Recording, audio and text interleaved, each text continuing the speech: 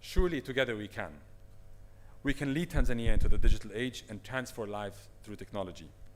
I personally look forward for this entire week for a lot of productive conversations and discussions, and looking forward for a resilient innovation week, and really very happy and glad to be here today. Asante sana, and thank you very much. We can lead Tanzania. We can lead Tanzania to the digital age and transform Tanzania through technology. Thank you very much. Another hand of applause. Asante sana. To Mr. Makofi mengi kwa Vodacom Henry, Tanzania. Managing Director at Vodacom Tanzania.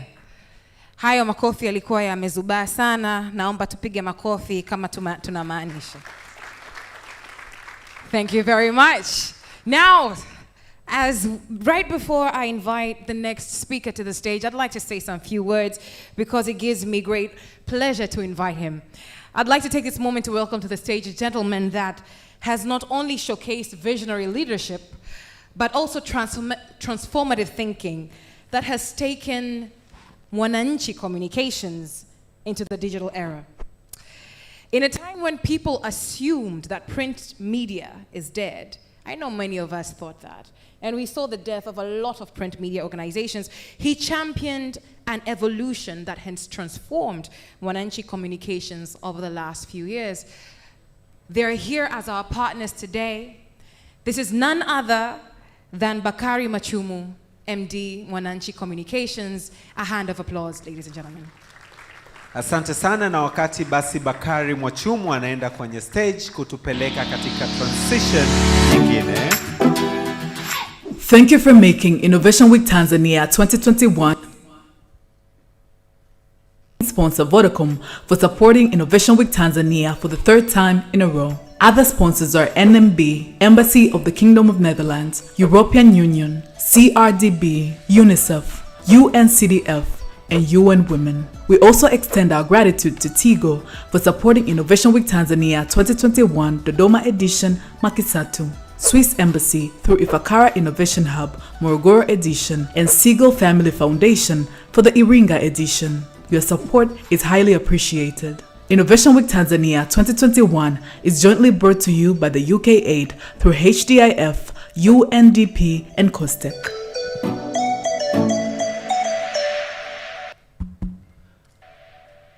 Mwachum, over to you. Karibu sana. Thank you for making Innovation Week Tanzania 2021 a success. Special thanks go to our main sponsor Vodacom for supporting Innovation Week Tanzania for the third time in a row. Other sponsors are NMB, Embassy of the Kingdom of Netherlands, European Union, CRDB, UNICEF, UNCDF, and UN Women. We also extend our gratitude to Tigo for supporting Innovation Week Tanzania 2021. For inviting me and asking me to participate. Our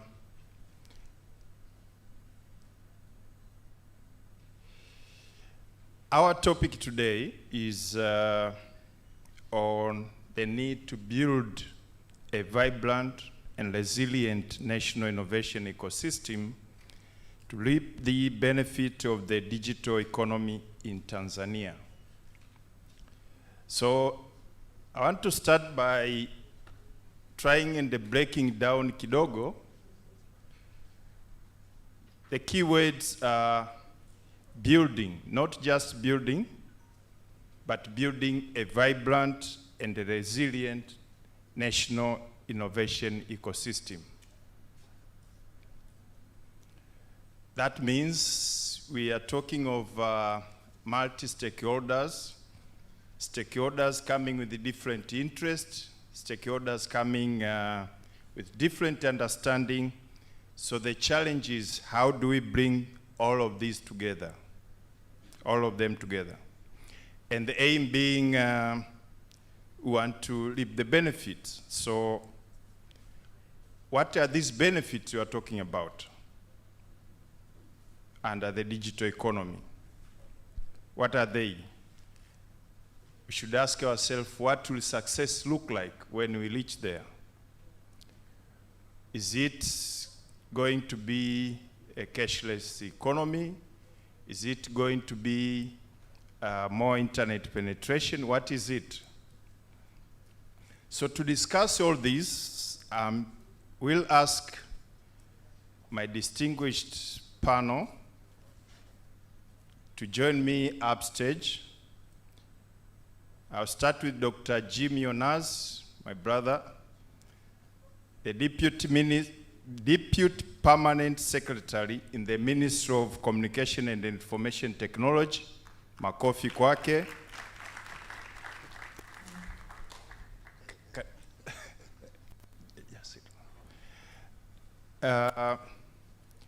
Next, we are supposed to have Professor Mdoe, but I think, yes, he's around. I've been told he'll be represented by Tabitha Etutu. Yeah, she's around. Engineer Tabitha, karibu sana. Engineer Tabitha Etutu is the Assistant Director of Science, Technology and Innovation at the Ministry of Education, Science and Technology.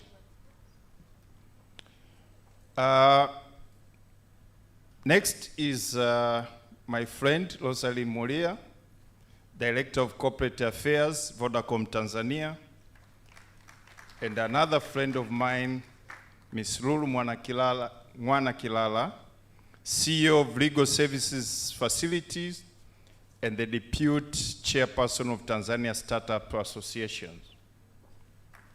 Makofi kwao.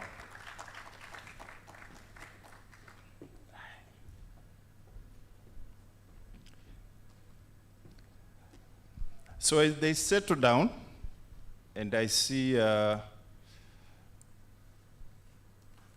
my panel is overbalanced. Wakina mama wameshika hatamu, tutanyoka tu.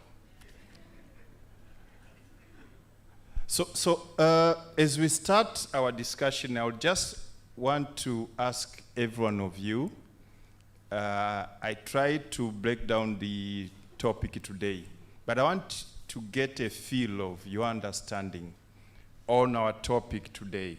What is your take? What do you understand by the topic you are discussing today? Building a vibrant and resilient national innovation ecosystem to reap the benefit of the digital economy in Tanzania. 1 minute, everyone. Let's start with Lulu, coming this way.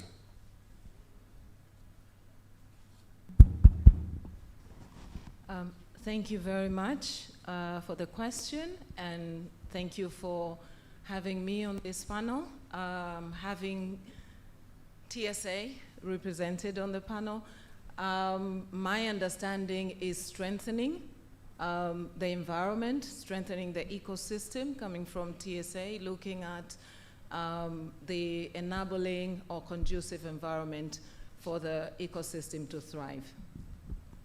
Thank you. Rosa.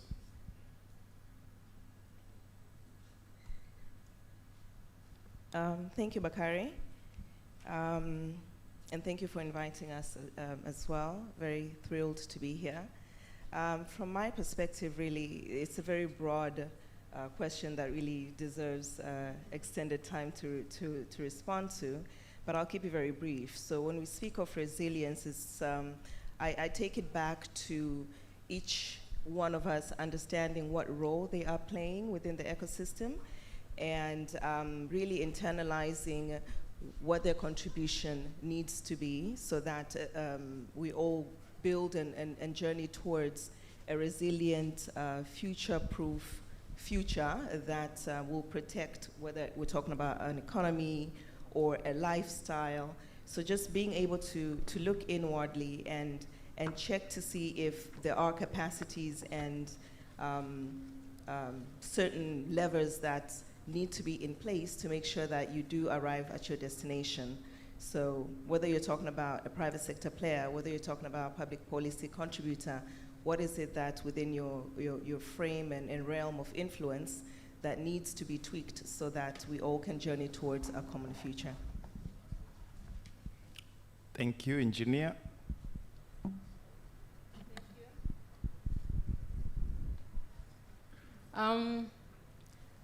Innovation system for the development of science and technology and innovation is very important, and I'm glad for the topic today, because as we understand, in order to have a good ecosystem, we need policy, we also need finance, we also need to build a culture in our society to be innovative. We also need to have supporters to develop the innovation coming up, as well as the human capital, and also the market. So I believe from the discussion today, we are going to have a better way or a better position in order to have a move to achieve our target. Thank you. Thank you. Yeah. Thank you very much. Thank you very much for inviting us for the ministry. You're talking about a system that is, first of all, is adaptive for the current environment and the future, but delivers value for life, but also can be available tomorrow. That's when you're talking about a system that is inclusive, but again is resilient and can contribute to economy. Thank you. So we all agree that there's a need to come together. There's a need to make sure that whatever that you want to achieve is actually also put into a proper framework. So you're talking of policies, laws, regulations, which will support and make it sustainable. So to start us up our discussion, Lulu Mwanakilala, I understand you're coming from TSA, Tanzania Startup Association. And these are the people out there innovating. What do they need? What do they want?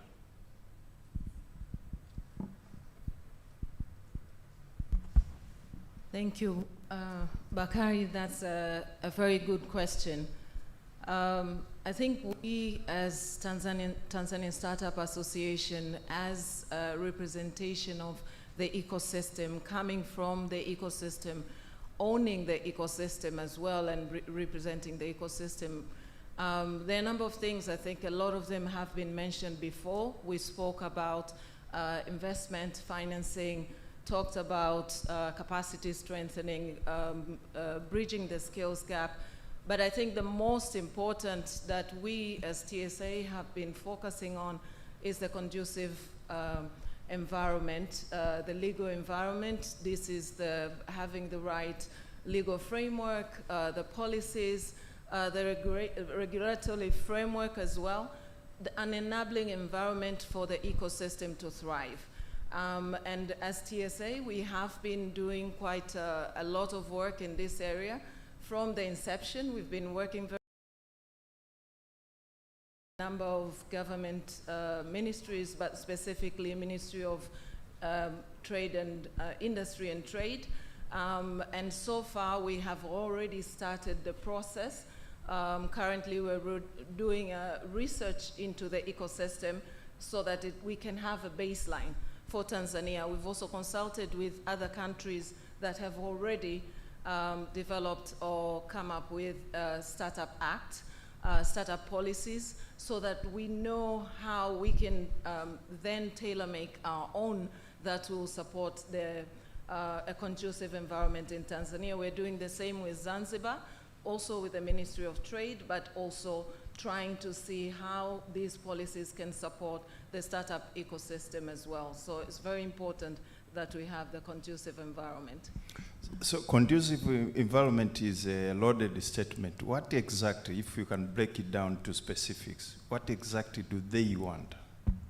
Thank you. So I started off by talking about the legal regulatory framework, and this includes having the right policies in place that are specifically targeting startups in Tanzania, and looking at including the actual Startup Act, that will then spell out the actual conditions that will help and enable the startup ecosystem. Because we know that there are certain issues that directly affect startups as a group, and that don't have the right solutions. And we believe by having the right regulatory framework, we believe by having the legal, the right legal framework as well, including the policies, will help resolve these issues. But then also ensuring that the environment itself, these include other, frameworks that somehow hinder the development or the enabling startups to thrive in Tanzania. That creating that space is very important. So this will then, and I think the research will bring out all of these kind of issues so that we can start to tackle and creating that conducive environment. Okay, and how do you help these startups to be focused? In the earlier panel, we heard about some taking it as an opportunity to just start up something because there is a grant somewhere. So how do you actually make them look at solving a certain problem in the society? As Jumanne said, create value and the service will come to you. I'm still.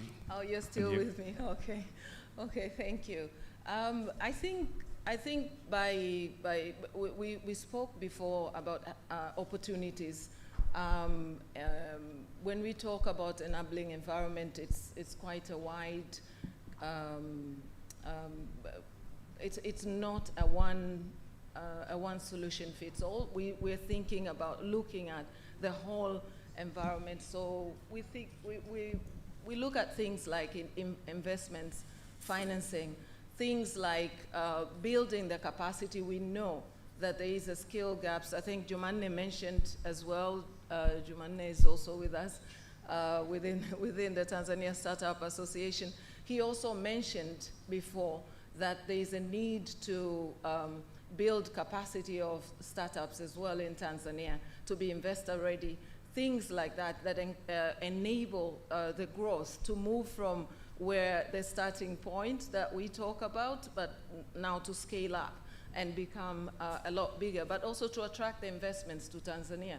He spoke a lot about that, and I think these are the kind of things that we look at when we're talking to startups. But it is their ecosystem, so it's the ownership of the startups themselves that they want to ensure that there are opportunities, but there are also the enabling environment for them to grow, including the financing, as I mentioned before. Thanks, Lulu. Rosalyn, coming to you.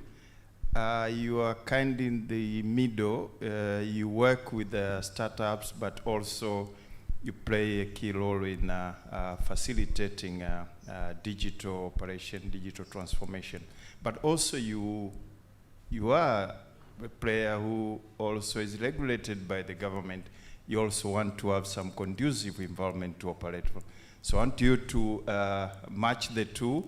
How do you facilitate these startups, but also what help do you need from the government? So take us through how do you play a role in the digital transformation in Tanzania? Thank you very much, Bakari. So as a telco, as a technology company, our role really, the way I see it, is very foundational. So on top of everything that we're talking about here needs to be a digital, whether platform or connectivity, which is what Vodacom and its partners in the industry really play a role in. So, and in that, it's, we collaborate very greatly with regulators, with the ministries, with government in general, to ensure that we actually do roll out the infrastructure and kill any disparities that may exist. So like Hisham touched on earlier, through a partnership with UCSAF, Universal Access for All, we're able to not only focus on in regional hubs, we're able to take our connectivity all the way to the hinterlands, the rural parts of Tanzania, and ensure everyone is connected. We may sit here and talk about innovative solutions, but if there isn't an existing infrastructure that is reaching everyone in Tanzania, then it is all in vain. So that is an entry point, point number one, that we must make sure that our infrastructure reaches every pocket in Tanzania and provides the basis for innovation to take place, for interlinks to exist, and for the ecosystem to thrive. And that, like I said, requires collaboration with other partners and stakeholders, government being one of them, but also the innovators themselves. And social enterprises, social entrepreneurs, we found ourselves having to work with as a part of now building on that foundation that the infrastructure that would have been rolled out now yields itself as the next step. So we've focused on what we do best, which is technology, rolling out of technologies. Of course, we do a bit of innovating internally, but we also have opened ourselves up to link up with other innovators. Hisham touched on the open KPIs on our m-commerce platform, which allows for now innovators to plug into that whole investment and continue innovating in their spaces and come up with solutions that actually address needs in their communities. A platform, an enabling platform such as that one offered by a mobile network operator just exists so that it's able to make, presents itself as a stage for innovators to plug into. So social entrepreneurs, we continue to work with them. If you look at our foundation, for example, we do take on innovators and their solutions in edtech, in agriculture. These are all proof points in enabling the whole ecosystem to perform well. We also benefit from subsidies from the World Bank through the UCSAF fund. And that is all a very good example of how the ecosystem works together to ensure that every Tanzania is connected, every Tanzanian is connected, and that we're all moving in that common direction. Thank you. Yeah, thanks, Rosalind. You talked about the need to build a strong and reliable infrastructure and the need to collaborate.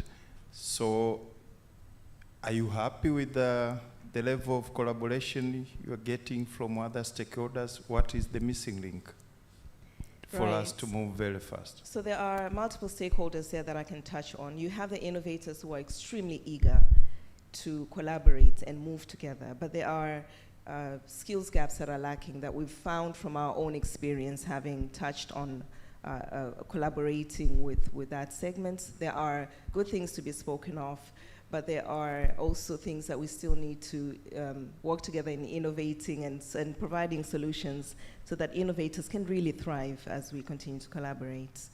That is one, but we've also found, and I think Iku touched on this slightly, the issue of education, right? So, and local content, which goes hand in hand. So we have platforms, like an education platform through the foundation, for instance. There's another one in agriculture, leveraging a technology innovation by Mezzanine.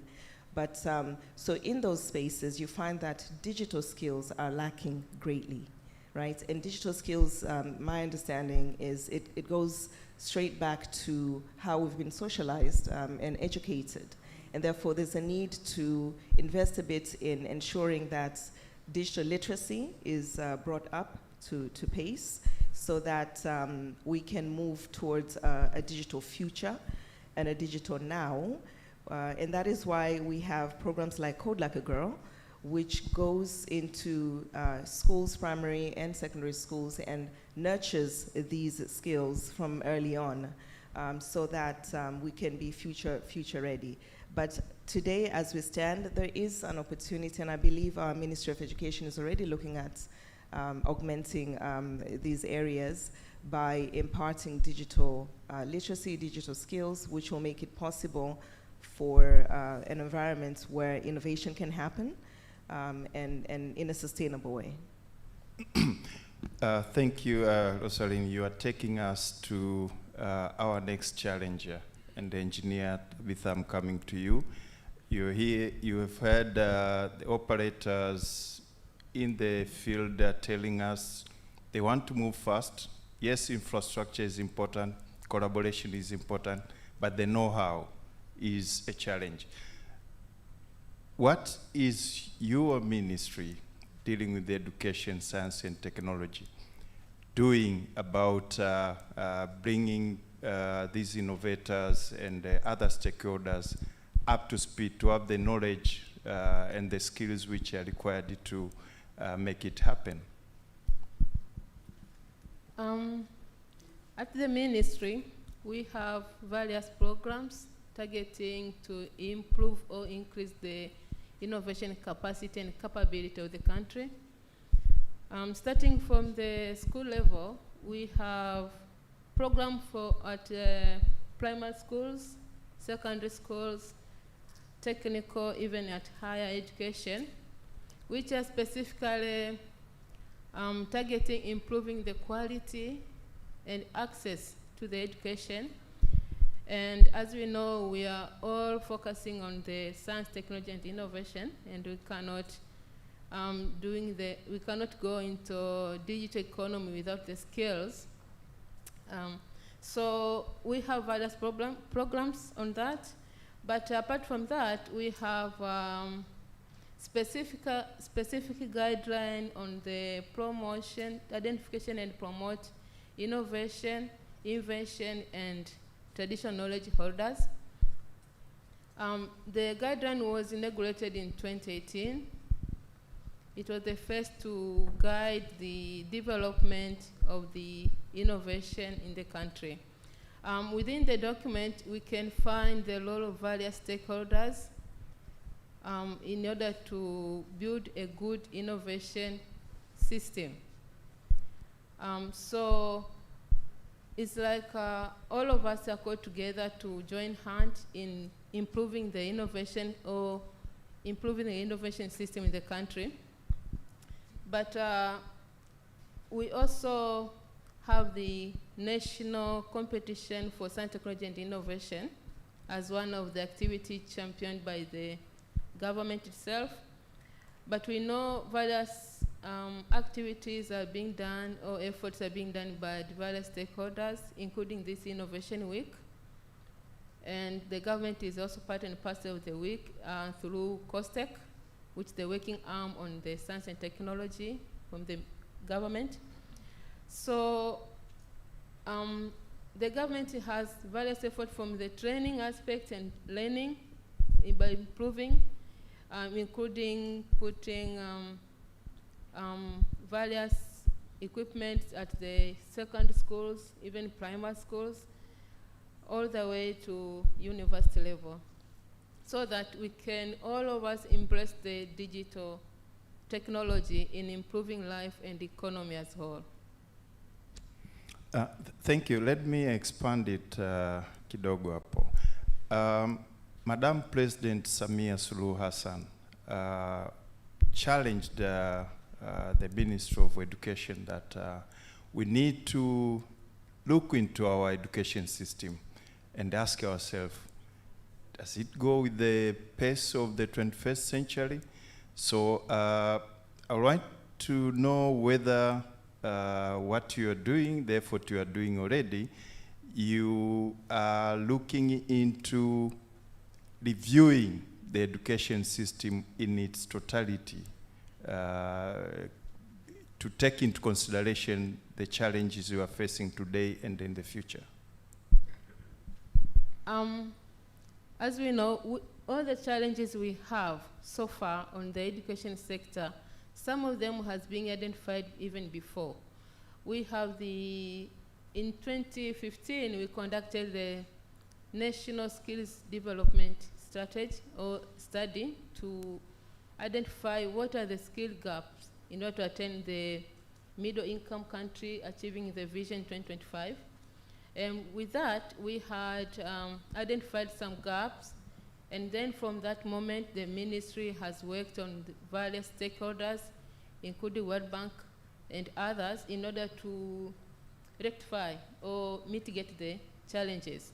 So we have various program even for teachers' education, improving teachers' education, including improving the on-job training aspect, because it's like you can be teaching a 21st century student by a teacher who studied even before. So it's like a teacher is behind the technology.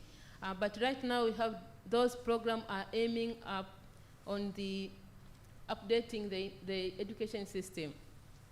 But working on the direct from the president, the ministry is also facilitating the ongoing or updating the curriculum as it is, but mainly focusing on the available resources and also available challenges in order to find them means or ways to mitigate them. And good thing is that curriculum are being done or are being developed by collaborating with stakeholders. So some of us in the room will be witness to the process. Some of us have been involved, and some will be involved as well. But I believe this Innovation Week is also another platform for us, all of us, to come together in order to speak up. You know, sometimes somebody have a solution, but keep quiet, and the government does not know what the idea you have. Those are the innovation. We are also looking at the processing or improving the quality of education as well. So we are welcome all the ideas and suggestions in order to improve our education and training skills. Thank you. Oh, thank you. And Rosalind, you want to comment? Yeah.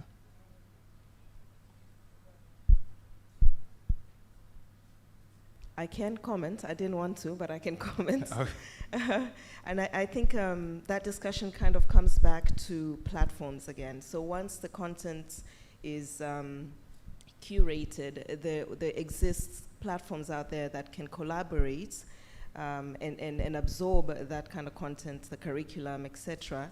For example, Vodacom's Instant Schools proposal, it offers a platform where data can actually reside, and we make it available and free as part of our CSR for learners, teachers. We actually launched this in Makisatu last week alongside the Minister for Education. But platforms, basically what I'm trying to say here is that platforms do exist where collaboration can actually happen, and there could be synergies to actually ensure that we reach a lot more people quickly with the content once it's created. Thank you, Rosalind. And I think going by the spirit of the theme this year, we hope that review will be as inclusive as possible, and that it will also take into consideration the practical aspect of things, because we are suffering to a great extent because of the approach of theoretical teaching. Dr. Jonas, all eyes on you. The new Minister of Communication and the Information Technology, and we are talking of digital economy, and we are looking at the ministry with high expectations. And we are glad that, as Jumanne said, for the first time, we are hearing that digital transformation appears on the manifesto of the ruling party and appears on the National Development Plan. How is the ministry setting up to take up this challenge? Thank you very much. But before I go into that question, I also want to contribute on what Engineer Doto just mentioned. And this is about developing adequate skills for the digital economy. And fortunately, I've also been teaching before, trying to create skills. And what I learned from there is that most of the time we wait for universities and colleges to bring to us, I mean, in the market, people who have been taught how to participate in the industry. But I think the best approach is that participatory approach where the industry and the academia work together to produce the skills that we want for our market. I think that in that way it will work even better. And I think, for example, from Mwananchi, one of the things that we would expect you, of course, to do is to say, from my company, I want these kind of people. And of course, work together with universities, with schools, to be able to develop those people, whether on job or possibly also contributing to their curriculum while they're in school. Now, coming back to my ministry, I think it's one of the youngest ministries.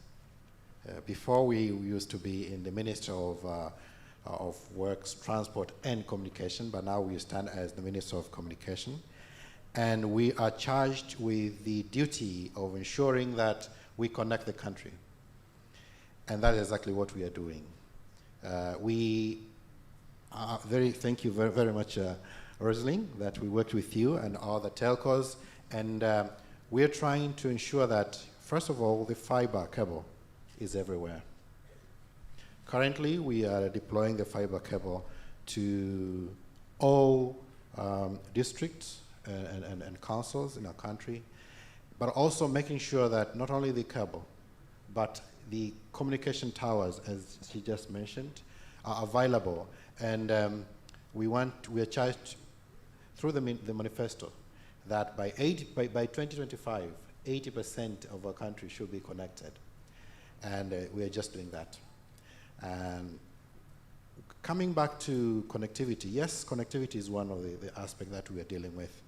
But we're also dealing with creating what she just mentioned, Ngwanakilala, conducive environment for producing solutions, digital solutions, particularly the ICT solutions in our country. And in the past, I think 2 weeks ago, we had a very good dialogue with various stakeholders here in Dar es Salaam. And she was talking about conducive environment. And we have seen what we have to do, and we're doing that in the ministry at the moment, ensuring that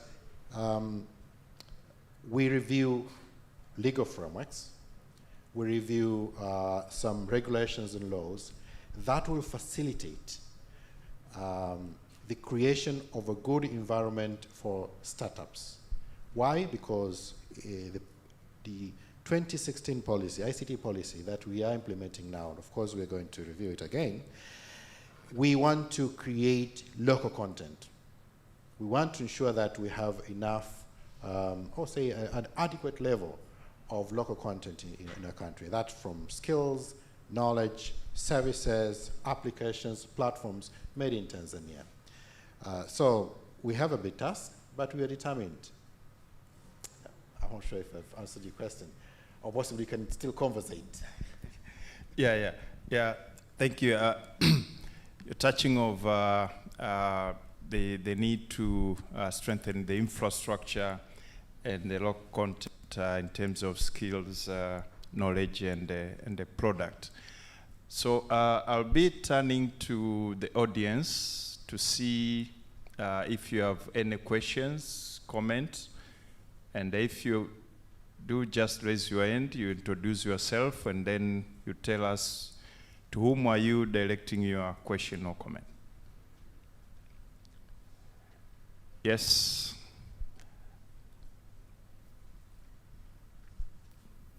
Microphone, please.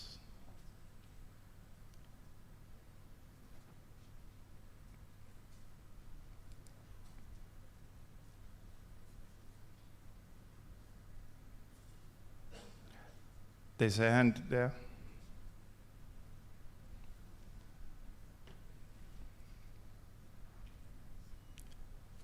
Yes.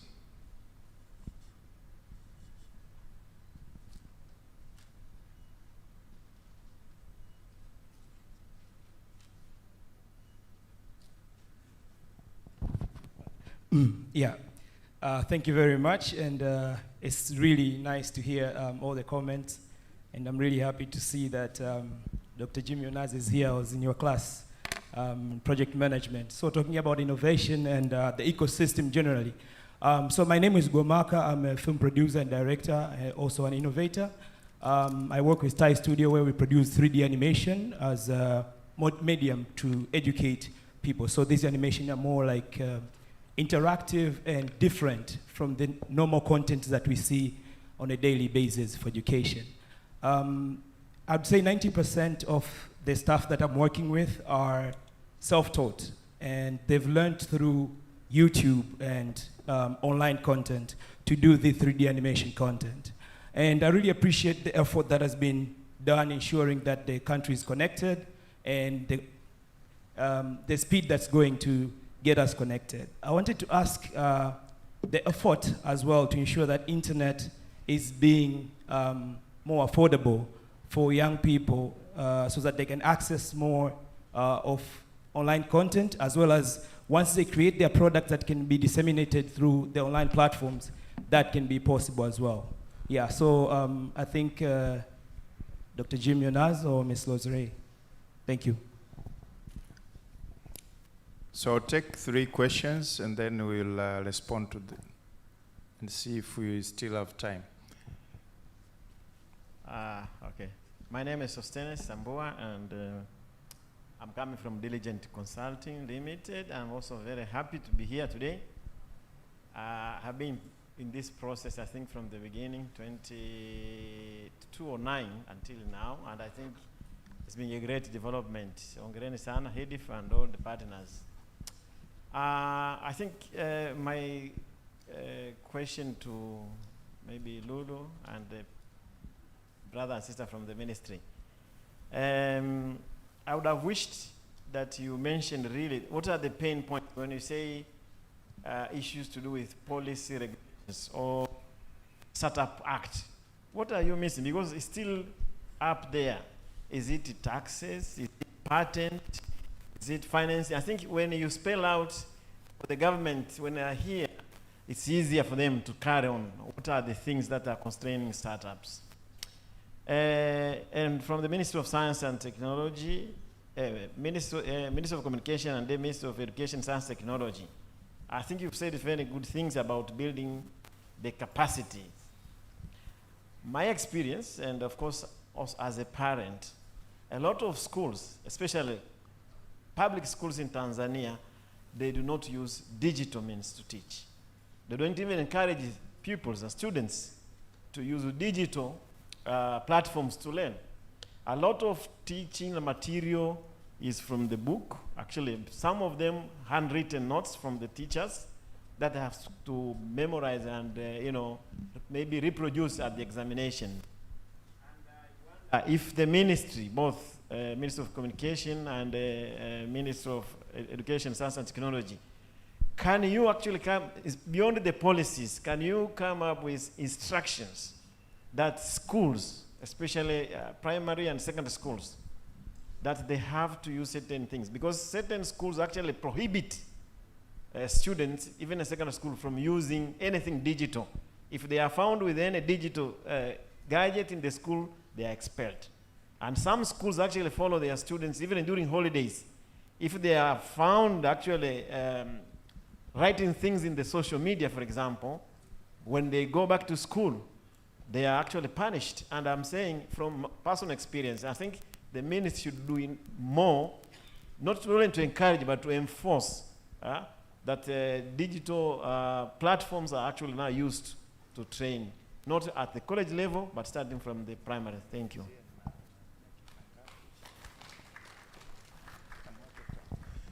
Okay, I'm told we are out of time, so that's all we take from the audience. So let's respond to this question. Internet affordability. Dr. Yonaz and Rosaline. I think this is one of those favorite questions for audiences when it comes to addressing mobile network operators. So I have a bit of good news and bad news. When it comes to affordability, this question cannot be tackled without looking structurally at how today we roll out our networks and how much perhaps it costs for an operator to put up the infrastructure that makes it possible for one to connect. So again, this is an area where collaboration is key between ourselves and the government, and we've been collaborating quite extensively on this. But it's also, so on the one hand, it is today in Tanzania, for 1 megabyte of data, it is actually being sold under the cost of production, which means in terms of affordability, if it's deemed or it feels like it's expensive today, we're actually trying to journey up towards a profitable balance between cost of production and before that actual unit reaches a consumer. So that is the bad news. But the good news is that it is not a one-size-fits-all type question. So for example, the question that you brought up, Gwamaka, touches on entertainment. And our platforms also offer different frameworks for different types of consumption.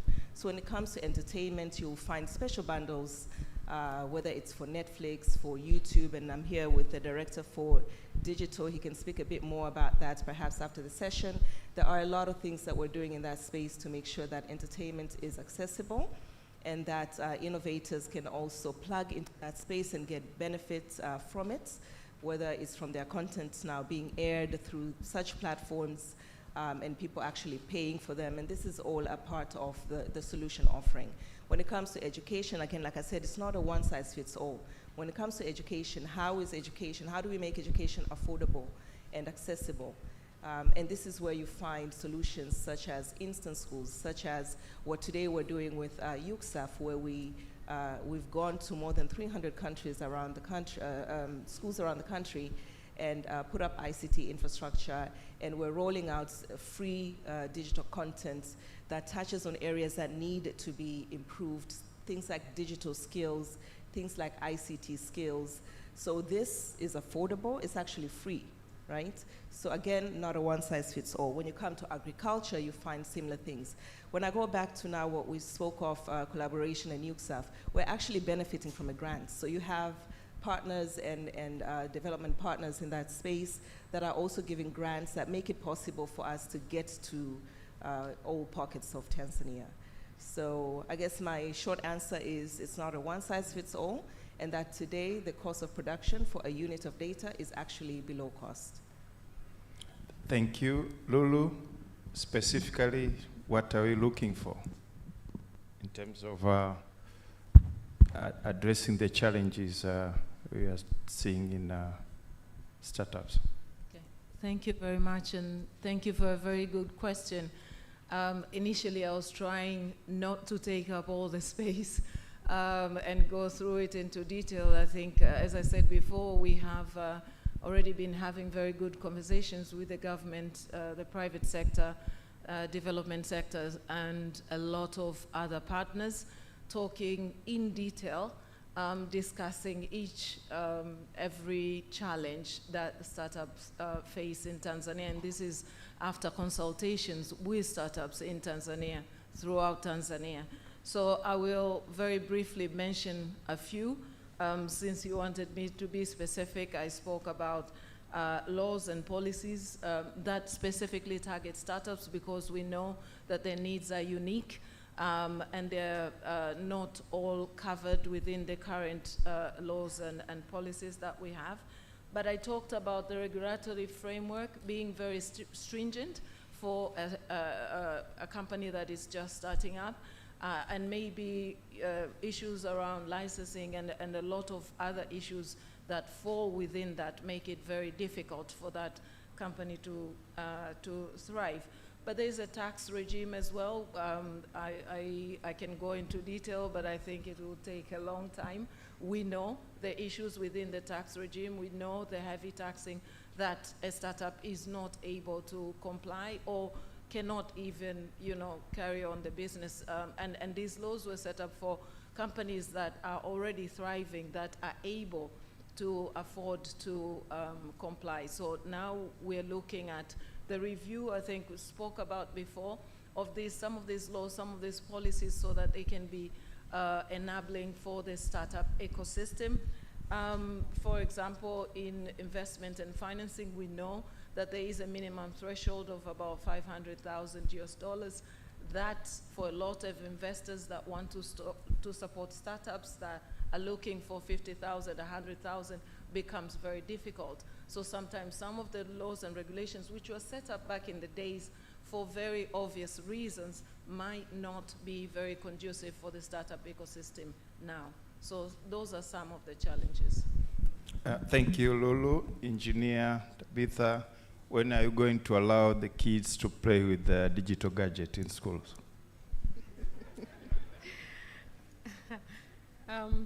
I think that's an interesting question, but we have to look at the pros and cons of those. But we can see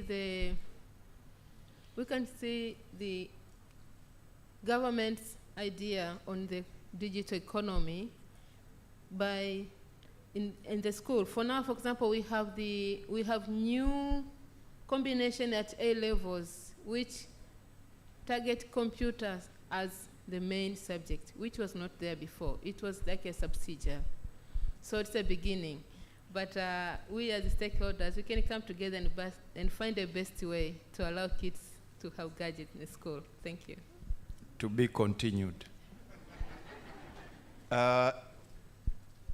Ladies and gentlemen, I think we are coming to the end of our discussion, so I'll allow my panelists here to just give us your priorities in your respective area. Jumanet asked us to choose your priorities. You have to start somewhere. So we are talking about creating this ecosystem which involves a lot of people, different interests, different levels of understanding. Where do we start? Bringing this inclusiveness and moving toward the digital economy. 1 minute each. What will be your priority areas? Starting with Lulu, coming this way. Thank you, Bakari, and I think I'll stick to what I have been putting forward from the beginning: a conducive environment. So the legal, policy, regulatory framework for startups. Just one. Rosaline, one top priority. Top priority for us would be devices. And I'm very happy to see that this discussion is already taking place and there is support and understanding from our key stakeholder, who is the government, to ensure that there is a conducive environment and that we are going towards going up from the 25% device penetration rate that we're at today as a nation to something more. Thank you. Engineer? I think for the innovation system, we need a collaboration with all partners. We know the government alone cannot do it. We can provide policies and guidelines and frameworks, but for the development of innovation, we need support. Innovators need support on finance, technical capacities, market, all those kind of things. So let us come together for that to happen. Thank you. Thank you. Doctor? First, investment, and that's what we're doing as the government. The second thing is hard work. You have to work hard really to get moving, but really collaborating. This is what we want. We have to work together, ensure that we're not starting from somewhere, we are moving. Thank you. So collaboration is the buzzword. Collaboration in planning, collaboration in execution, collaboration in monitoring and evaluation. So that's all we have for today. Thank you very much. I take it back to you, the MC. Sam. Asante sana, a bigger round of applause. Thank you so much. And well done, Bakari. Asante sana. Tumeiona, tumepata taswira ya mwelekeo wa innovation in Tanzania.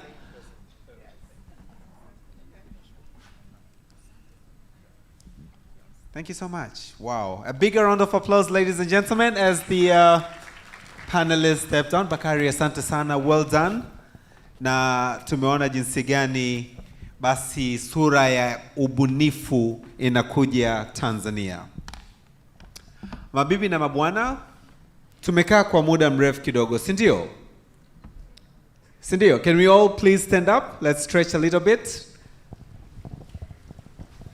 Yay! Someone's groove is getting on and on. Safi sana. Yes. Can I help with that? Kwa hiyo I'm sure next to you, behind you, on your left or on your right, there's someone you've probably not met before, or you're meeting that person for the first time today. So we are going to high five that person, but in a style. Okay? We're going to shake up a little bit and then. I had to take off my jacket. It got serious. Good morning, Tena. It is actually afternoon. Good afternoon. Good morning. Good afternoon. Good morning. Good evening. Good day. I can do this without the mic. Good morning. Let's amp it up a little bit more. Good morning. Good evening. Good night. Good morning. Let's stretch a little bit. All the way. Come on, give me some music. Let's get the blood rolling, African style. Let's stretch on the side. Let's move those knees a little bit. Innovation Week Tanzania 2021. Hands up. To the side. And down. And up. To the side. And down. Hands on your waist. Now we're going to twist and twist and twist and twist and twist and twist and twist and twist. Again, up, up, down, up, down, side, down, and up. Both hands. Up, down, and side, down, side, and twist, twist, twist, twist. And all right. Now find somebody you don't know and give them a high five. Tell them Innovation Week 2021. Come on. Yes. Yes. Awesome. We've got this. As we've reached smack the middle of our event today, we've had incredible conversations, great dialogues.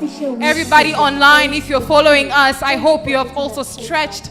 You can take your seat for now as we're welcoming the next guest to the stage. When we're talking about education of the future, we're not going to have our kids sitting down. There's a lot of stretching, there's a lot of thinking, a lot of movement, a lot of creativity, right? And right now in Tanzania, there are a lot of innovators that are thinking differently about education. As we're thinking about building the capacity and the ability of the next generation of entrepreneurs, innovators, problem solvers, right? We're thinking about how can we educate differently.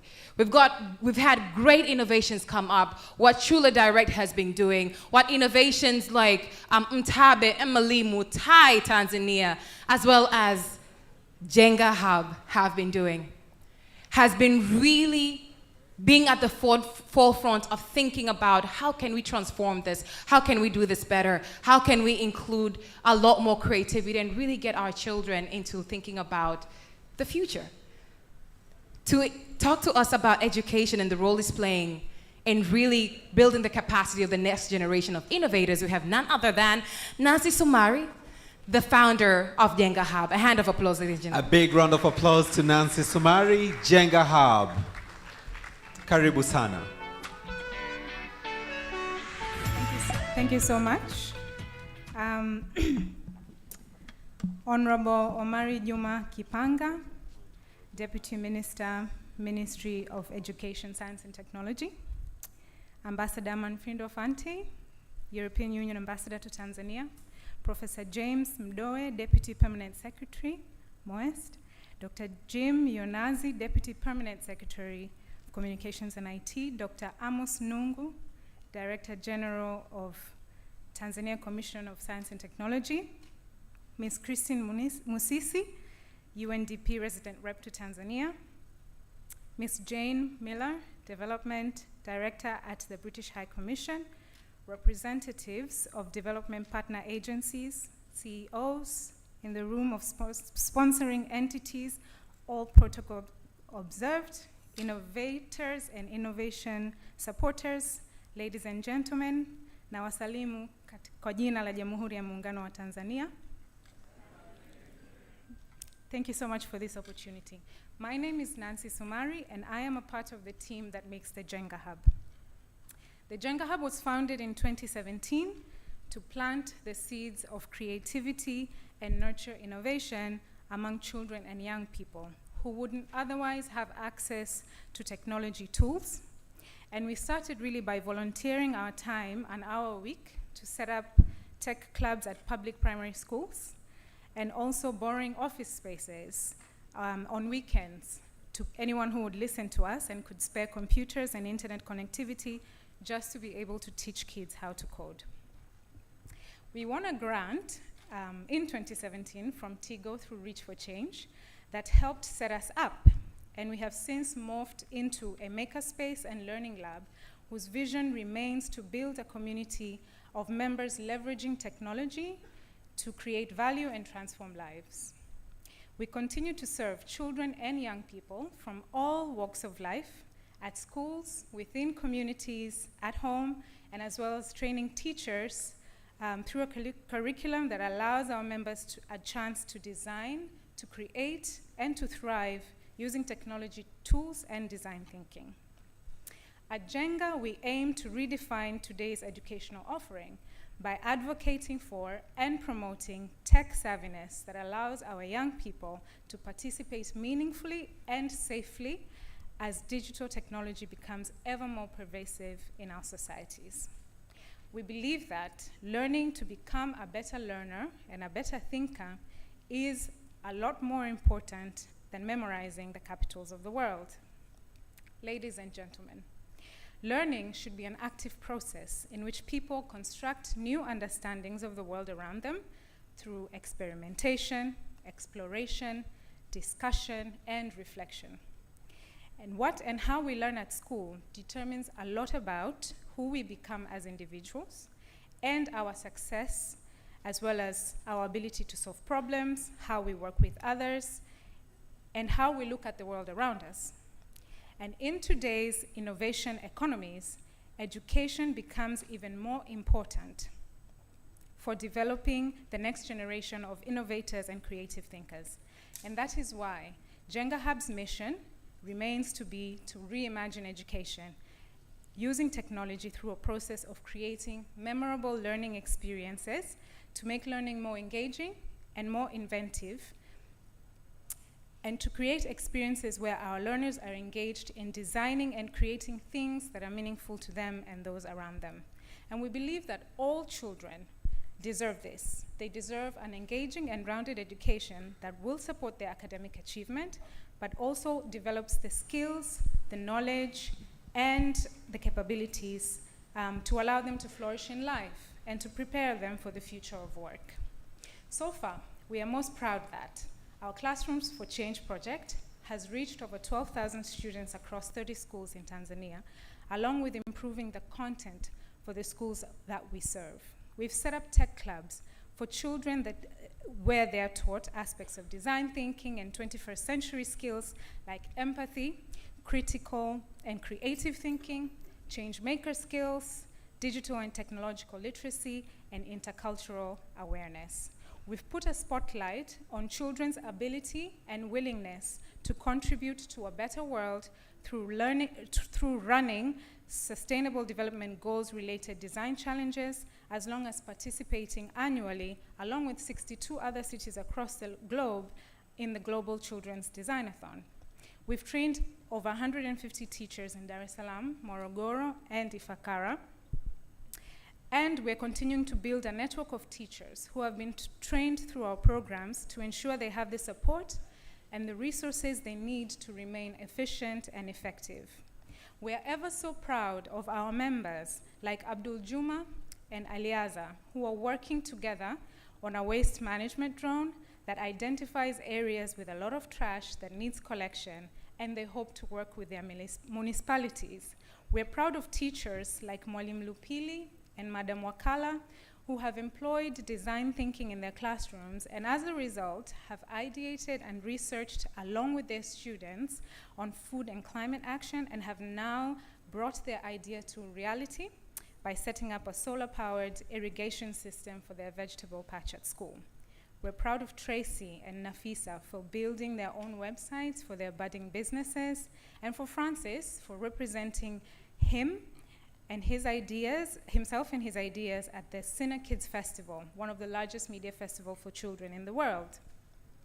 We remain grateful to partners who are here today, like Tigo, who helped set us up, like Sigo Family Foundation, HDIF, Ifakara Innovation Hub, and platforms like these where we continue to engage with stakeholders from government, private sector, technology, and innovation stakeholders where we can learn from, we can share with, and collaborate towards our goal to see children and young people thriving creatively to become better learners and better thinkers.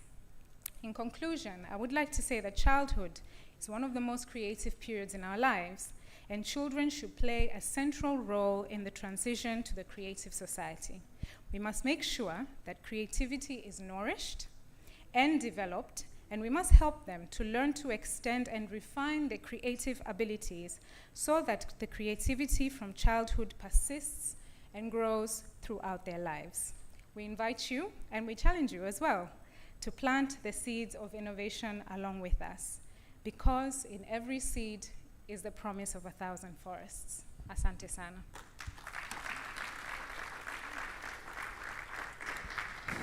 In every seed is the promise of 1,000 forests. Thank you so much, Nancy. Another hand of applause to Nancy Sumari, founder at Jenga Hub. And without further ado, I'd like to proceed and invite the next speaker, who is taking us further or closer to our official launch of something prestigious today. Jane Miller, Development Director from the British High Commission. A hand of applause, ladies and gentlemen.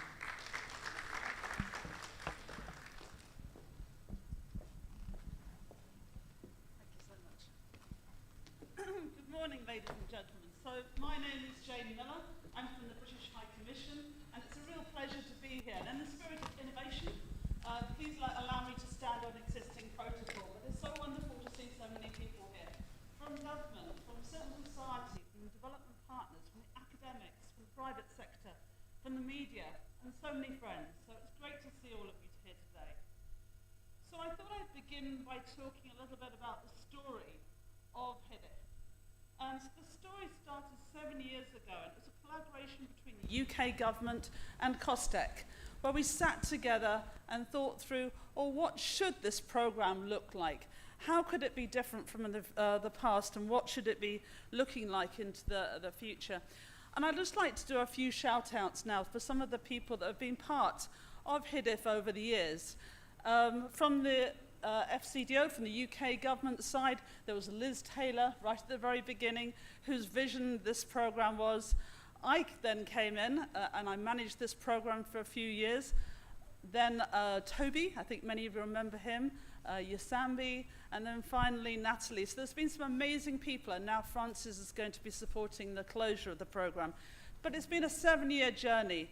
And then also within HDIF, there's been a number of people. David McGinty, you met him earlier, Marilyn, and the amazing Joseph. So we've had some incredible people, but there has been conflict.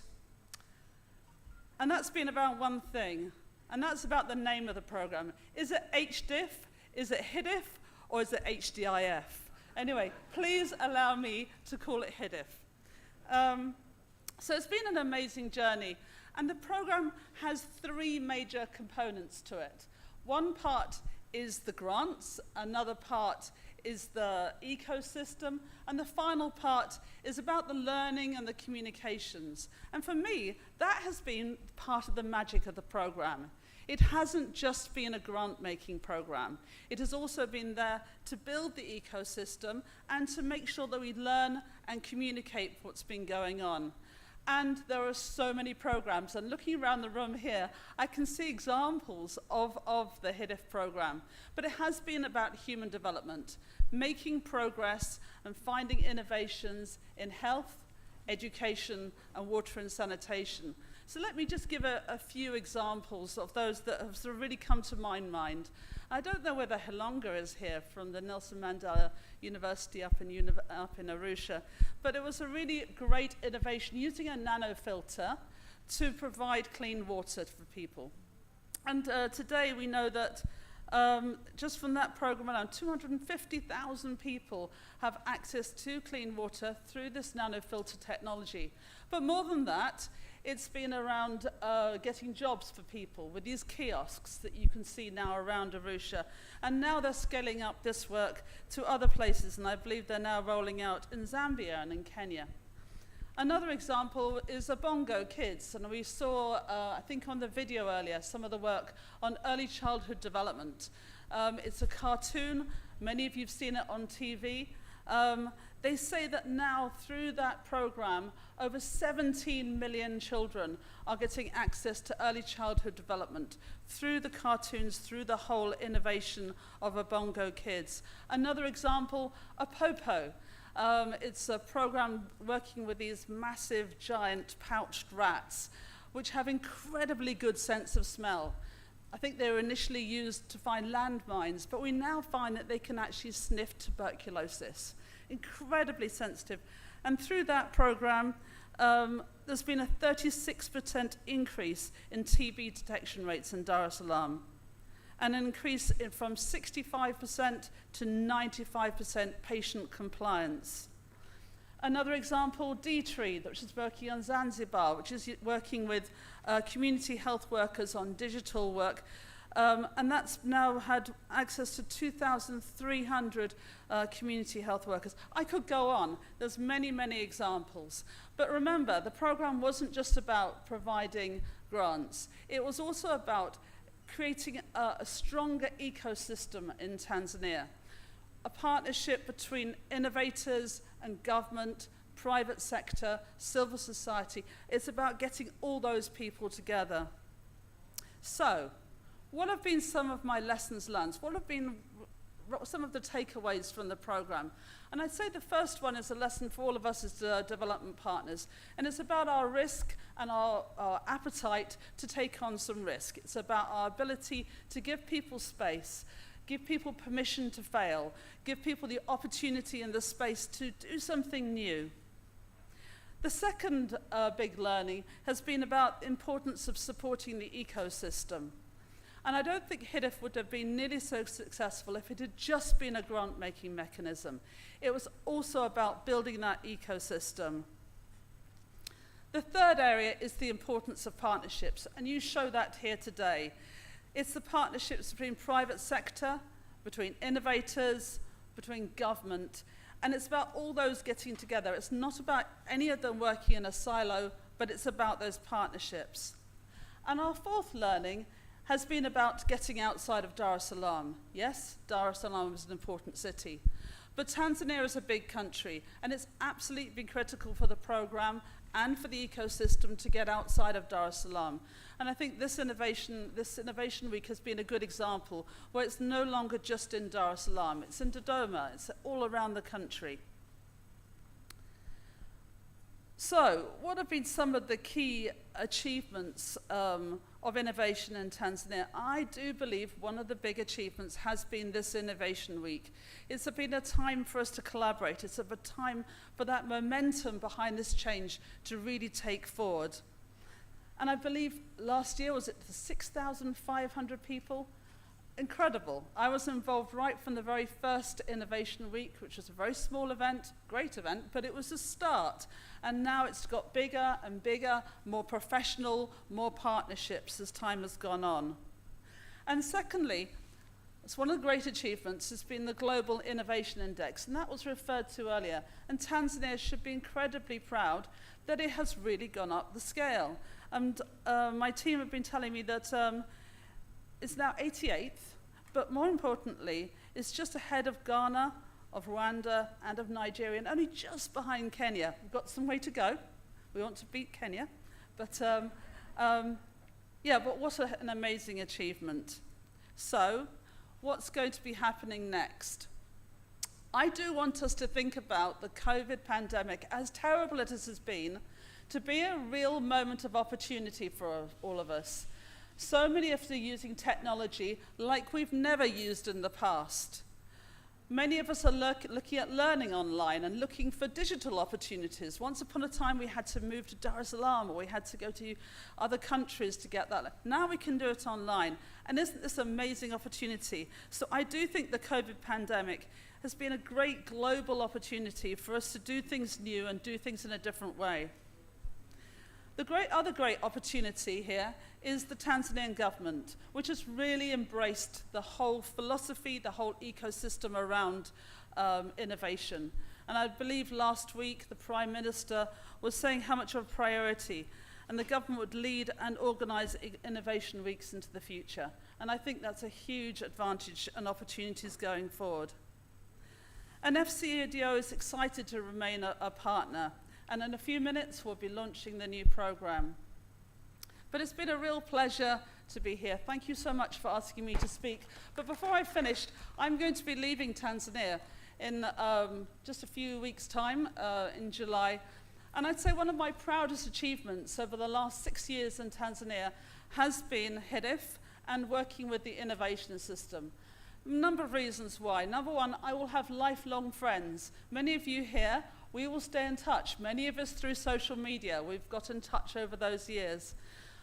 But one of the ways in which I think you can always measure success is by two things.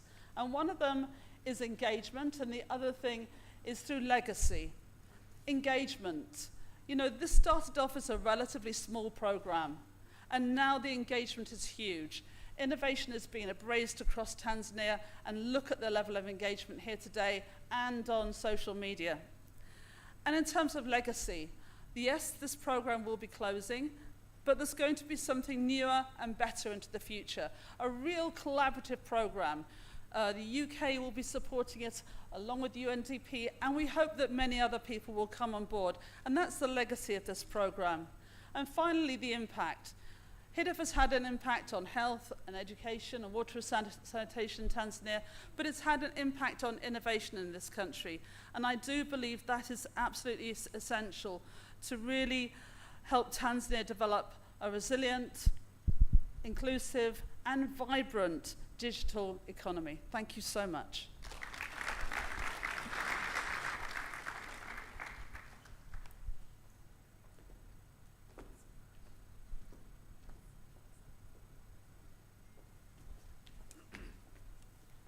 Ladies and gentlemen, a bigger round of applause to Jane Miller, and thank you so much. It's really very sad to learn that you're leaving, but well, the seed that you've planted over the 7 years and more will continue to bear so many fruits. Absolutely. Ladies and gentlemen, before I gladly invite Madam Christine Musisi on the stage, I would like to recognize the presence of the TIGO Managing Director, Simon Karikari. Please stand up and just wave to our guests.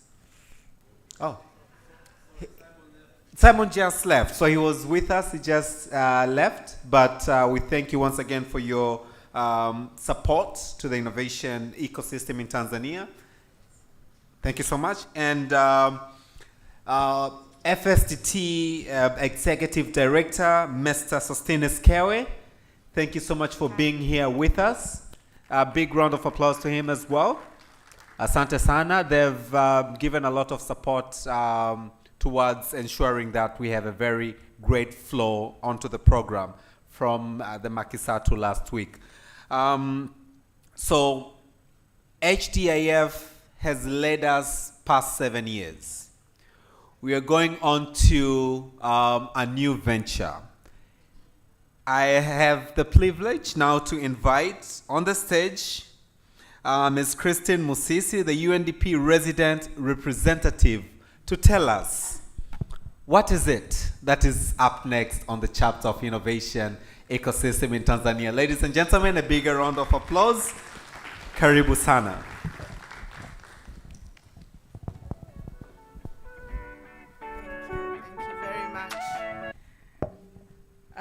I will do the protocol. Honorable Omari Juma Kipanga, the Deputy Minister for Education, Science and Technology. His Excellency Manfredo Fanti, Ambassador European Union here in Tanzania. Madame Jane Miller, Development Director at the British High Commission. Professor Mdowe, Deputy PS for Science and Technology and Higher Education, Ministry of Education, Science and Technology. Dr. Jim Yonas, Deputy Permanent Secretary, Ministry of Communications and Information Technology. Dr. Amos Nungu, Director General for COSTECH. Joseph, HDIF, Human Development Innovation Fund. Mr. Hisham, I think, has left, but Rosalind is here from Vodacom. And all of you, ladies and gentlemen, who are in the innovation ecosystem, who are driving the innovation ecosystem, good afternoon. And what a pleasure seeing all of you here today. I am really delighted that while UNDP was a sponsor for Innovation Week 2020, UNDP is a co-organizer for Innovation Week 2021, and we really celebrate and appreciate that. I would like to acknowledge all our partners, all our sponsors for this event, and I would really like to thank HDIF for sharing with us their journey within the Tanzania innovation ecosystem, and also to thank our experts who have been there from the beginning, who have shared with us some lessons, and also given emphasis to the important issues as we look to the future. This is really important in enabling us to understand the ecosystem itself as we chart a way forward into a new world system that is more complex, ever-changing, with critical challenges combined with very high aspirations for accelerated development that leaves no one and no place behind. Innovations that are both scalable and sustainable are really needed, and they are needed fast to enable the achievement of Tanzania's Vision 2025, the 5-year development plan number 3, and of course, the Agenda 2030 within the framework that is given. So the innovation ecosystem journey over the past 10 years has been, as everybody has said, a collaborative one which has allowed growth all round. There has been personal and career growth, growth of businesses which have contributed to the growth of the economy of Tanzania, growth in the number of innovation hubs beyond 50 and across the entire country. It's really beyond Dar es Salaam. And we saw, I think in Makisatu, very clearly that innovation is homegrown, it is everywhere, and we really celebrate that. There has been an increased interest in the ecosystem. There has been progress on the policy front led by COSTECH and Ministry of Education, Science and Technology to create an enabling environment and to establish facilitative instruments as well as a strong voice for innovation in the country.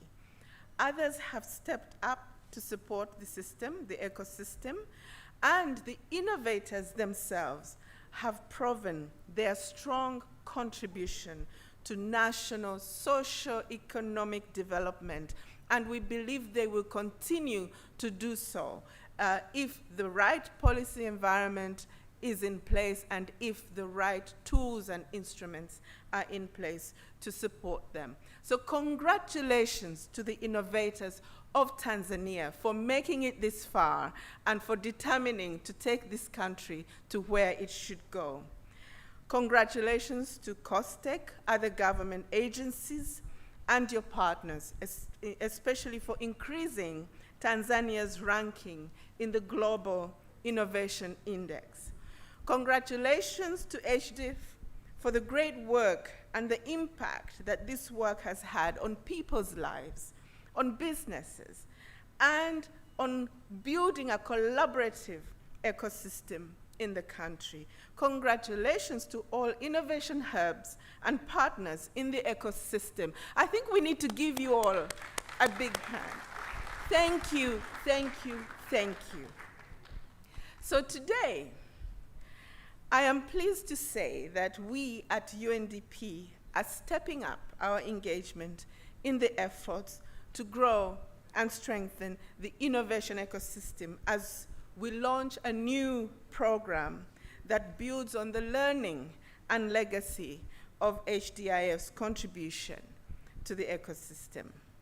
This is being done in partnership with the UK FCDO and also planned cooperation with the European Union. Many of you already know something about it. And I remember last year at the Innovation Week, we were still talking, we are thinking of doing this, we are thinking of doing it. So I'm very excited today that we are able to launch it. And I am pleased to officially announce that it will be called Funguo.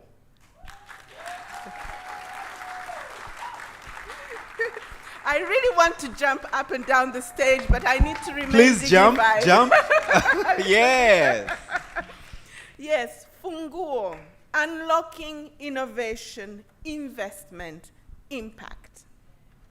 The Funguo program will establish a facility, a legal and sustainable entity, which will unlock financing for innovative impact ventures through a combination of grants, impact investment, and other financing.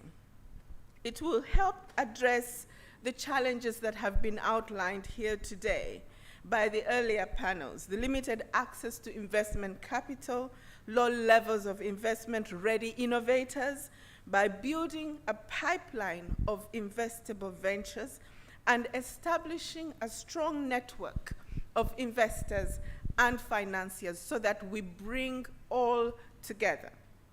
The program will also provide technical assistance to these businesses through contracting services already provided by hubs and other business development service providers. This builds on the work that HDIF has done, and learning from HDIF, actually ticket sizes will be smaller, but more commercially oriented and not sector specific. I think you heard today one of the champions of the industry, Mr. Jumane, saying, you know, do not rely just on grants, but bring value, and you will succeed. We expect the facility to be registered towards the end of the third quarter, 2021, and slowly start operationalizing from there, with us becoming fully operational by 2022.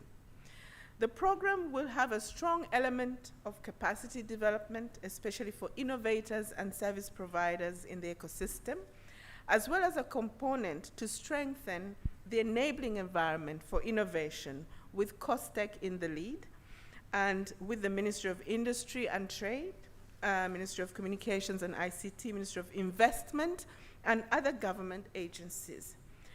Convening the ecosystem will continue and will grow, as mentioned by Dr. Nungu today. The program will continue to strengthen partnerships across the ecosystem. We know that we are not doing any of these activities alone. We are excited that we are one of many actors striving towards continuing to strengthen the innovation in the country. In the same spirit, we did not build the Funguo program alone, and we are not financing it alone, and the facility will not work alone. As someone said earlier, moving towards a resilient and inclusive digital economy requires a strong, vibrant movement. We need to find a way of building it not as specific programs, as activities, but as a movement. And I think that is what will lead Tanzania next year, perhaps up, several spaces beyond some of our neighbors.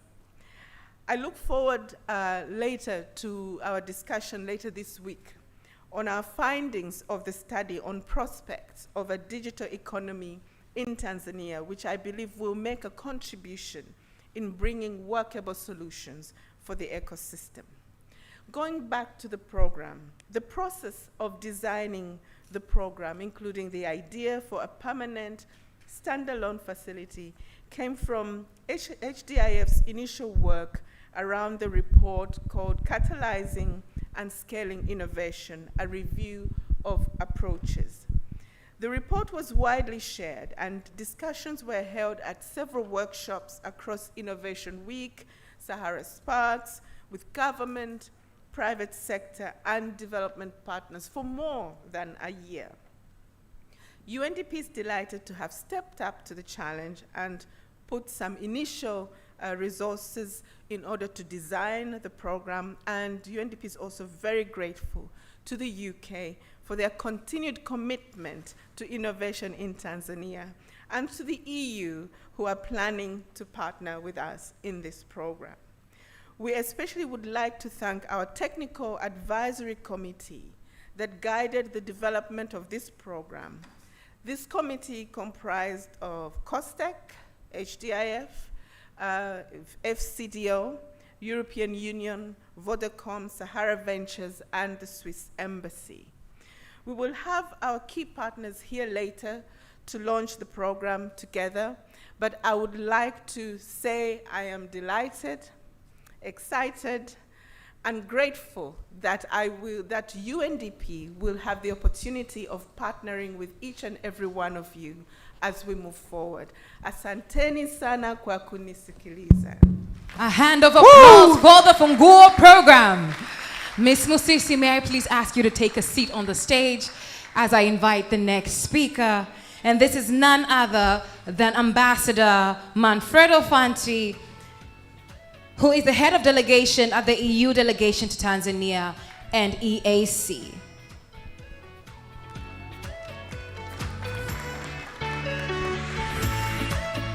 Karibu sana, Mr. Fanti. Habari za mchana. Ninasoma Kiswahili lakini mimi ni mwanafunzi mbaya kwa sababu ninasema kidogo kidogo.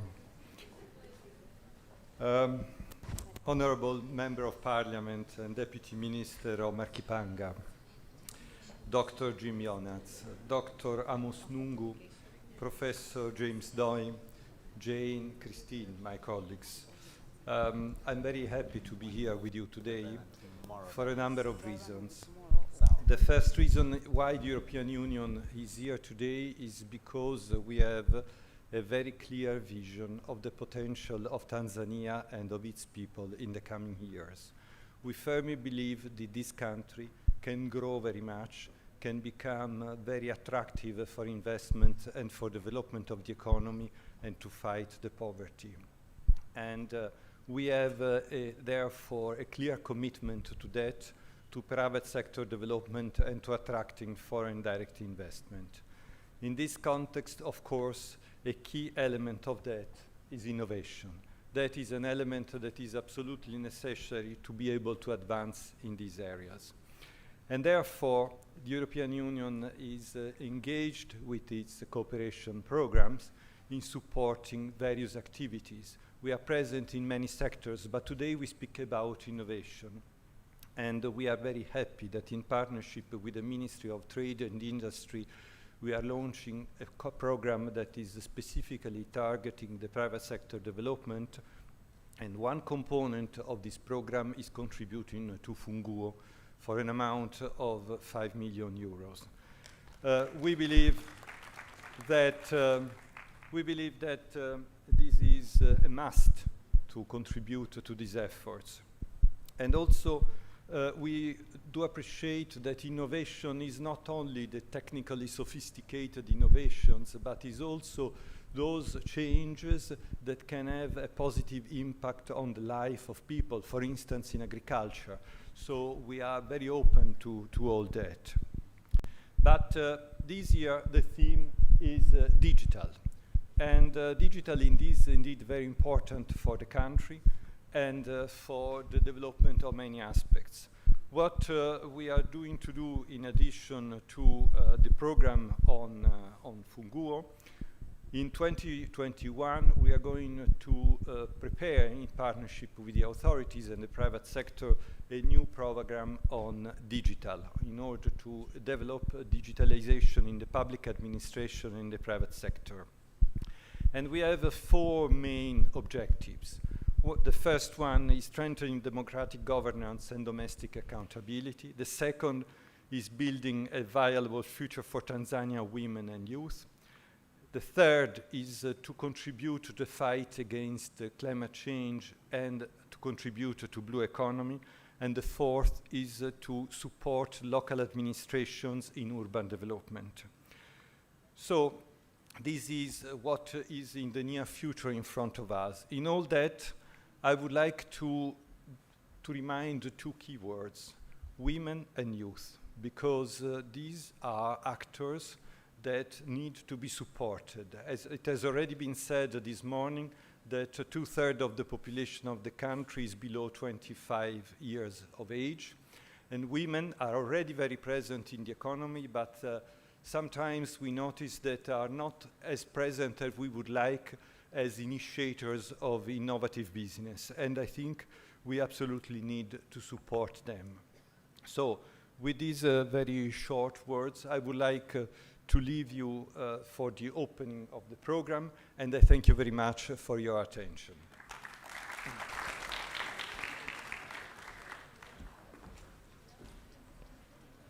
Wonderful. Another hand of applause to the EU ambassador, European Union ambassador to Tanzania, Mr. Fanti. Now, Mr. Fanti, could we please ask you to get back on the stage? Please, and as he comes to the stage, naomba pia niwakaribishe wafuatao. As Mr. Fanti, Ambassador Fanti is coming on the stage, may I also request on the stage the presence of Jane Miller. Please come to the front. Joseph Manirakiza, please come to the front. Pole sana. Dr. Nungu, please come to the front. Professor Mdoe, karibu sana na kuomba uje hapa mbele, lakini pia nina furaha sana kumkaribisha Mheshimiwa Naibu Waziri, ni kuombe uje hapa mbele pia kwa ajili ya launch ya Funguo. Naomba tuje hapa mbele ili tuweze kuendelea na zoezi hili. Karibuni sana. Naomba tuwapigie makofi hao wakati wanakuja hapa mbele.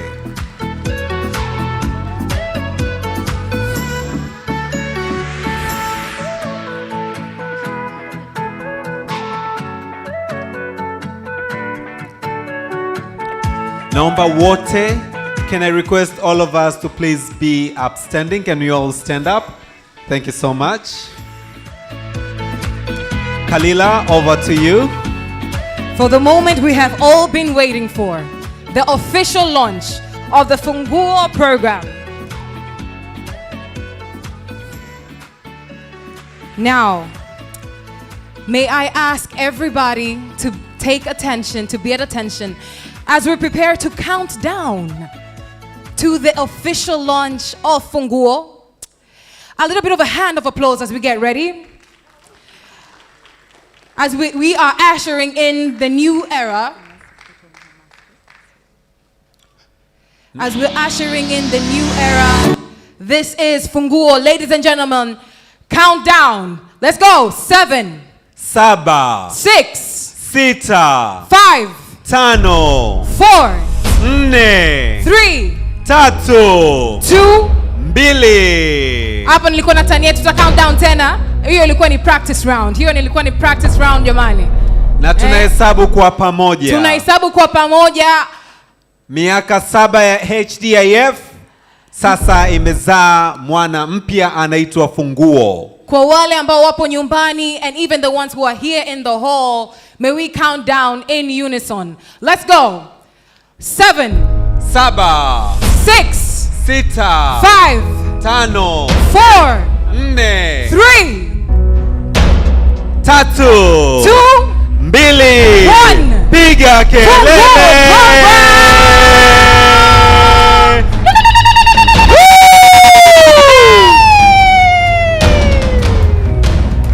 Yes. Another hand of applause. Makofi mengi sana. A new revolutionary program to take innovation in Tanzania to new heights. We appreciate all the partners, all the people who have been supporting Funguo, all the innovators. Let's have the Woo! Yes, yes, yes, yes, yes, yes. Pop it Funguo up. program.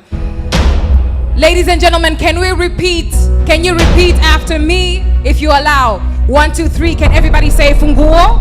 1, 2, 3. Funguo. 1, 2, 3. Funguo. 1, 2, 3. Funguo. And another hand of applause for the program. Yes. Asante sana. The Funguo program has officially been launched. Asante. May I ask the gentleman here to come with our key on the stage so we can have our supporters officially together holding Funguo. Another hand of applause, ladies and gentlemen.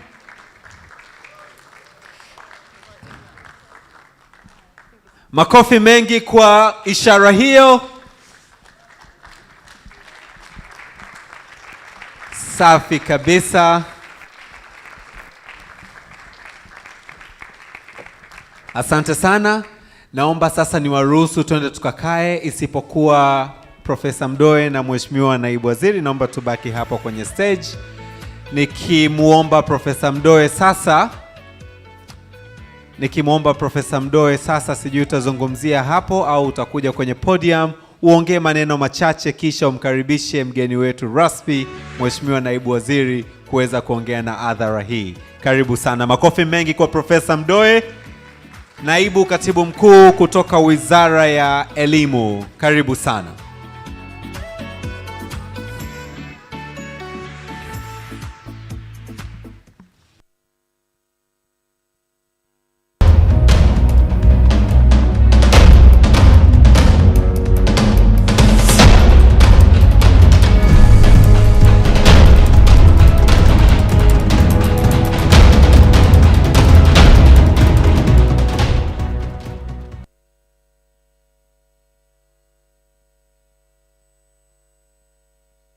Deputy Minister, Minister of Education, Science and Technology, Ambassador Manfredo Fant, Ambassador for EU to Tanzania and the East African Community, Dr. Jimmy Onazi, Deputy PS, Minister of Communication and IT, Dr. Nungu, Director General, COSTECH, distinguished guests, innovators, all protocol observed. Ladies and gentlemen, good afternoon. My task is very little. It's just to welcome the guest of honor to speak to you. However, because I have this opportunity, let me say a few words. Today, I was supposed to be one of the discussants. However, I decided not to be one for a good reason. I wanted to be a very good student. I wanted to be a very good listener. And this is because innovation, generally, which is, of course, we call the activities under COSTECH.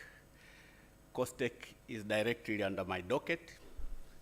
So when it comes to all the blames, if I may call them blames, they fall on me. So I wanted to hear everything. And I can promise you I've heard. There are issues that I'll take them up. But some of them, of course, are debatable. And we still need to discuss more. For instance, I heard about, of course, I had a number of challenges to innovators.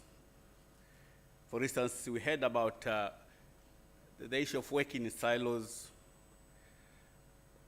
but some do encourage competition, which is good.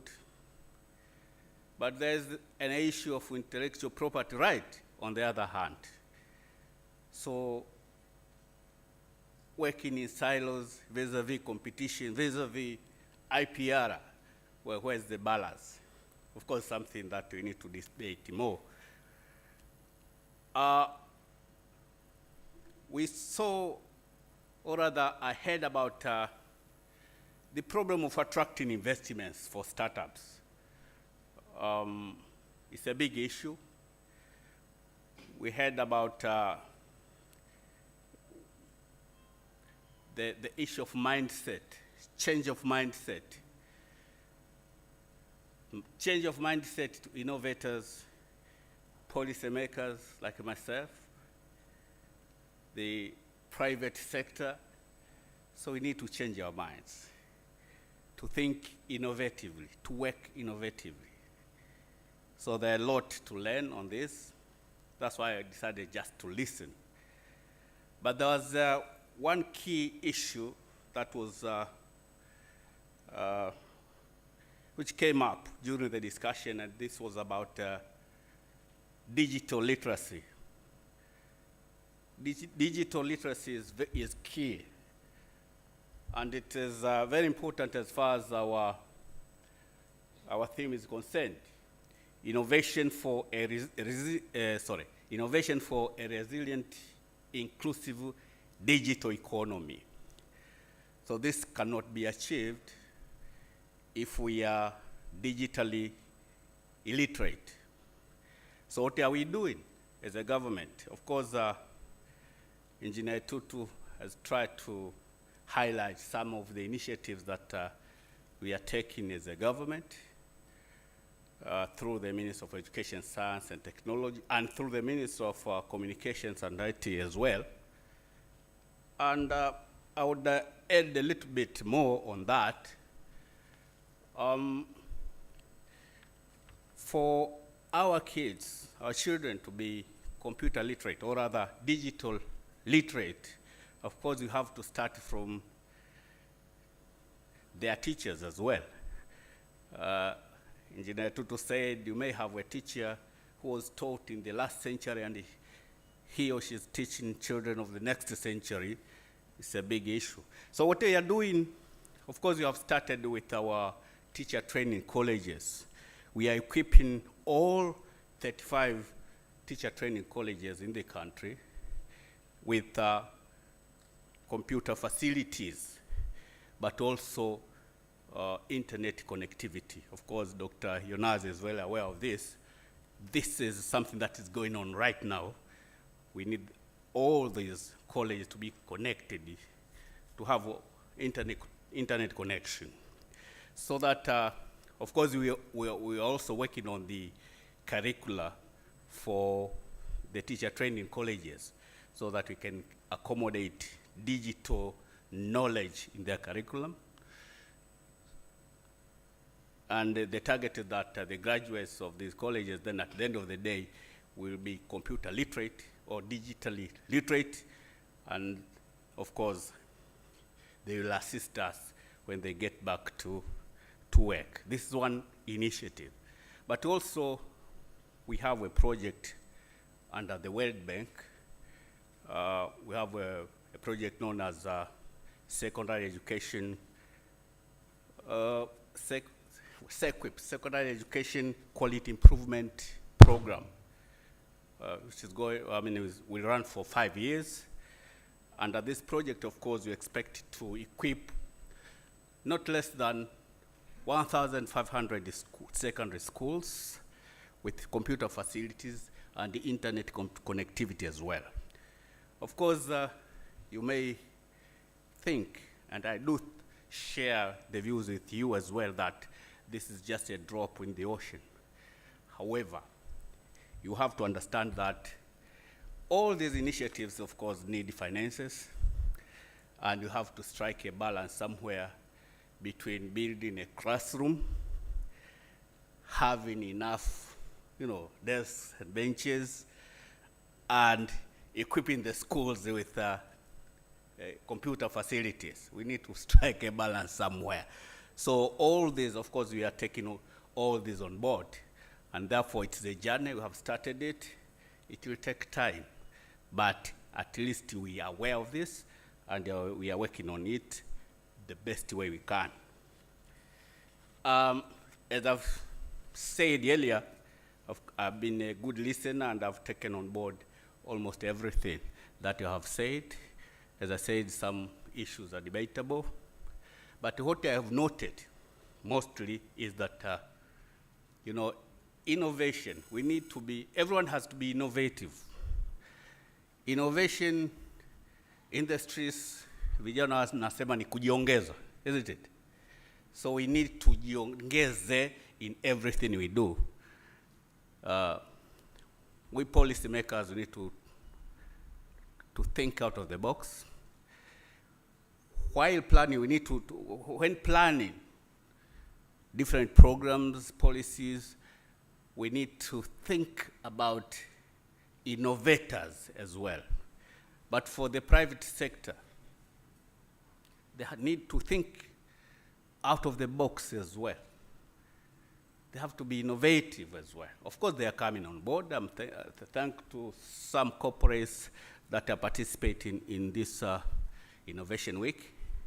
But the problem is that which was highlighted, investors are not ready to invest in innovation, even when the ideas have been brought up to crude products and processes, yet the private sector do not want to come in, boost up the innovation so that at least they can be, good products and services for their benefit, for the benefit of the innovator themselves.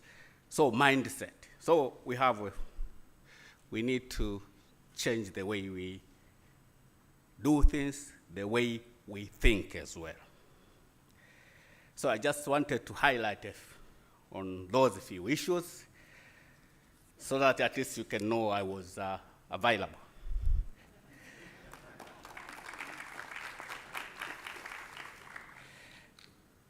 Having said that, it's my distinguished honor and privilege now to welcome the guest of honor, who is none other than Honorable Omari Juma Kipanga, MP, Deputy Minister for Education, Science and Technology. Deputy Minister, please, the floor is yours. Makofi mengi kwa mheshimiwa mgeni wetu rasmi, lakini kwa ndugu yetu Profesa Mdoe, asante sana.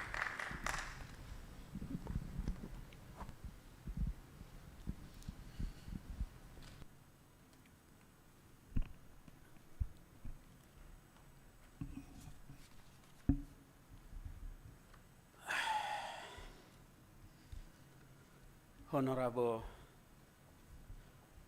Ambassador Manfred Santi, European Union Ambassador to Tanzania, Professor James Mdoe, Deputy Permanent Secretary Ministry of Education, Science and Technology, Dr. Jimmy Yonanzi, Deputy Permanent Secretary, Ministry of Information and Communication Technology, Dr. Amos Nungu, Director General, Tanzania Commission for Science and Technology, Ms. Christine Musisi, UNDP, resident representative of development partners agencies, private sector representative, researchers, scientists, and innovators, members of the place, ladies and gentlemen, naomba na mimi niwasalimie kwa jina la Jamhuri ya Muungano wa Tanzania. First and foremost, I would like to thank God for giving us good health and enabling us to participate in the 7th Innovation Week.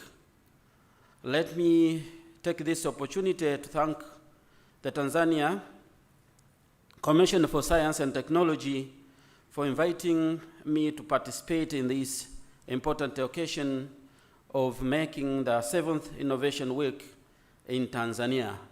This is my first time to stand in front of you as a guest of honor, so I thank you very much. This yet another year that we gather to learn from each other and discuss how we can embrace innovation as a way of life in all we do to achieve tangible development outcomes much faster and more efficiently. I have been informed that this platform has been really great and impactful in strengthening the Tanzanian innovation ecosystem.